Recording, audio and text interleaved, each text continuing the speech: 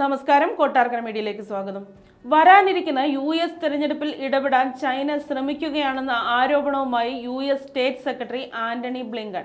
ഇതിന് തെളിവുകൾ തങ്ങൾക്ക് ലഭിച്ചതായും ആന്റണി ബ്ലിങ്കൺ അവകാശപ്പെട്ടു.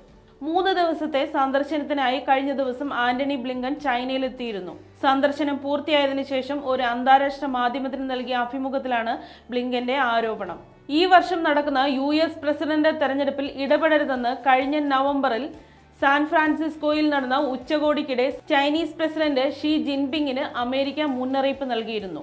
പ്രസിഡന്റ് ജോ ബൈഡൻ നൽകിയ ഈ സന്ദേശം താൻ ഇക്കുറിയും ആവർത്തിച്ചതായി ബ്ലിങ്കൻ വ്യക്തമാക്കി.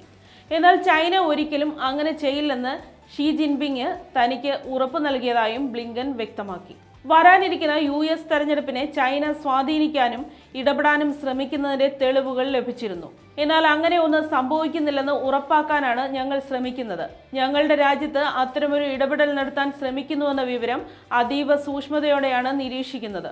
തെരഞ്ഞെടുപ്പിലെ ഇടപെടൽ ഒരിക്കലും അംഗീകരിക്കില്ല.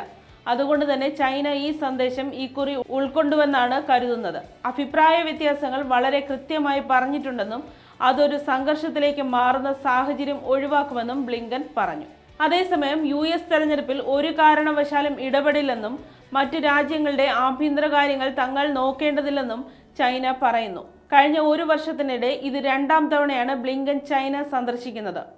കഴിഞ്ഞ വർഷം അവസാനം ഉഭയകക്ഷി ബന്ധം ശക്തിപ്പെടുത്തുന്നതിന്റെ ഭാഗമായി ബൈഡന്റെയും ഷീ ജിൻപിങ്ങിന്റെയും നേതൃത്വത്തിൽ ഉന്നതതല കൂടിക്കാഴ്ച നടന്നിരുന്നു.